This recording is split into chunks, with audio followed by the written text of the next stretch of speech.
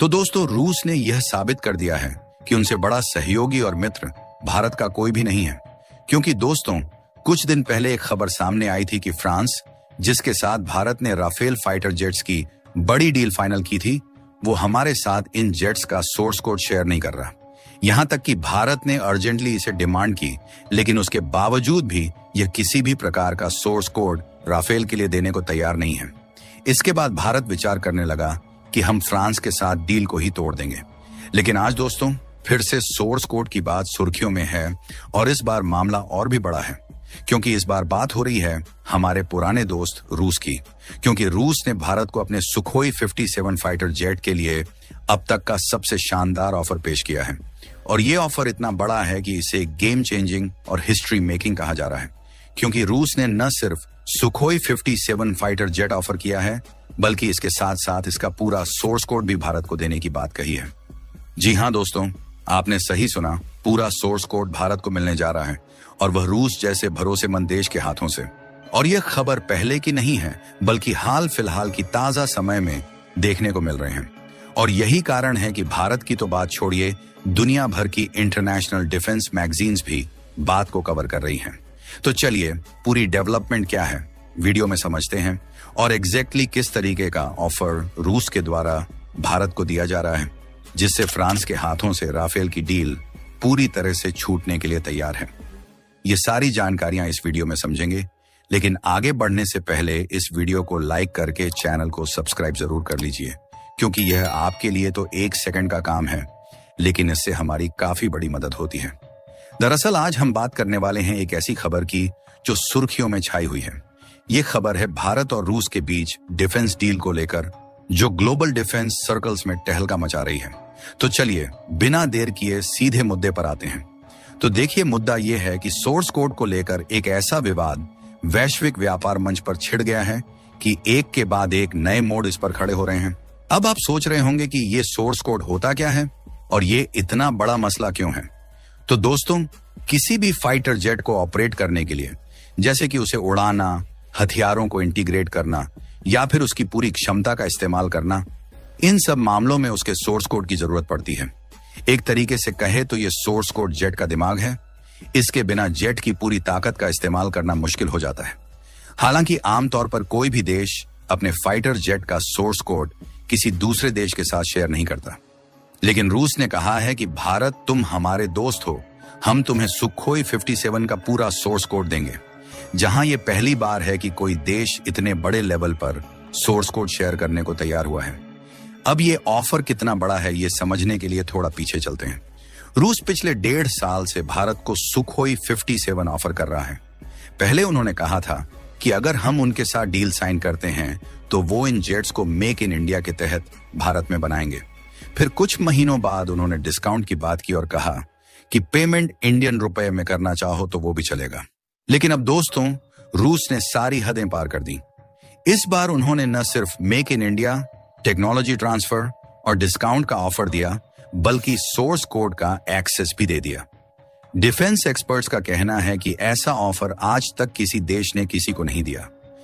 अब जरा सुखोई 57 की खासियतों पर नजर डालते हैं। इस फाइटर जेट की मैक्सिमम स्पीड है मैक 2 यानी सुपरसोनिक स्पीड। अगर तुलना करें तो अमेरिका का F-35 फाइटर जेट सिर्फ मैक 1.6 की स्पीड तक जाता है।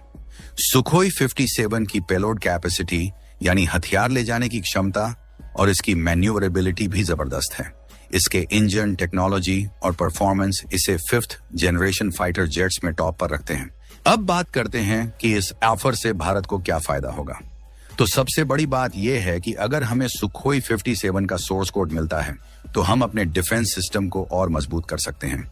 हमारे फाइटर पायलट्स को जेट को ऑपरेट करने में आसानी होगी और हथियारों को इंटीग्रेट करने में भी कोई दिक्कत नहीं आएगी। दूसरा ये कि मेक इन इंडिया के तहत इन जेट्स का प्रोडक्शन भारत में होगा, जिससे हमारी डिफेंस इंडस्ट्री को बूस्ट मिलेगा।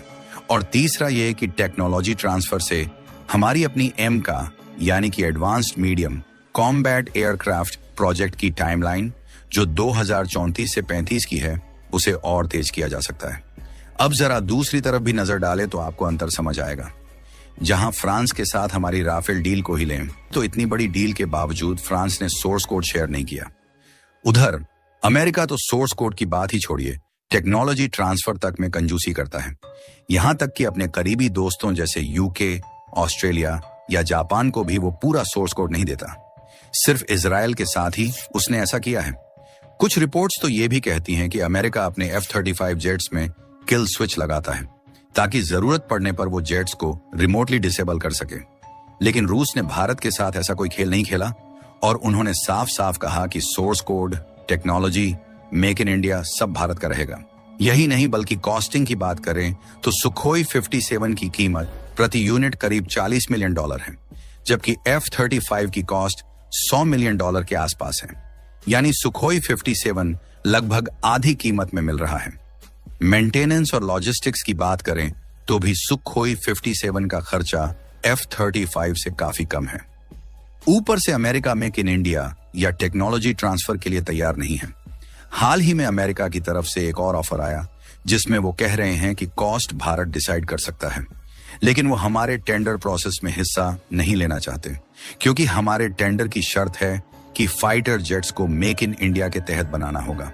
फिलहाल मेरे हिसाब से तो सुखोई 57 का ये ऑफर न सिर्फ गेम चेंजिंग है बल्कि भारत के लिए एक सुनहरा मौका है। अगर हम इस डील को फाइनल करते हैं तो हमारी डिफेंस इंडस्ट्री को नई ऊंचाइयां मिलेंगी। अब सवाल यह है कि भारत सरकार इस ऑफर पर क्या फैसला लेती है।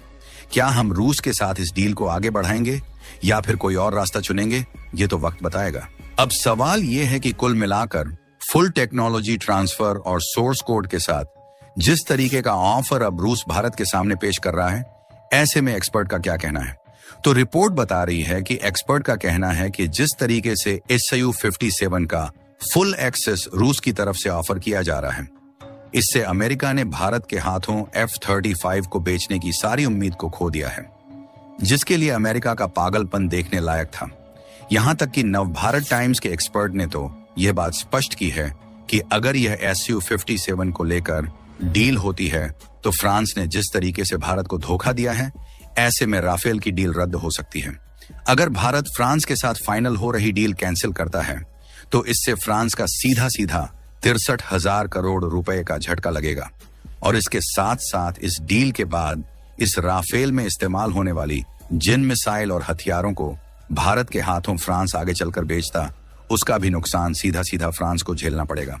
लेकिन जहां तक मुझे लगता है, मैं आपको एक बात क्लियर कर दूं कि फ्रांस अपने हाथों से जाती हुई डील को ऐसे ही नहीं देख सकता, क्योंकि बात कोई छोटी मोटी नहीं बल्कि 63,000 करोड़ रुपए की है। इसलिए हो सकता है कि फ्रांस इस डील को बचाने के लिए भारत के सामने कुछ ना कुछ इंटीग्रेशन का ऑफर जरूर रखें। फिलहाल देखते हैं आगे चलकर क्या होता है। क्या फ्रांस कुछ ऐसा करने के बारे में सोचता है या फिर भारत को रूस की ओर ही मुड़ना पड़ेगा। लेकिन अंत में अब आपसे एक रिक्वेस्ट है कि अपनी राय कमेंट्स में जरूर शेयर करें।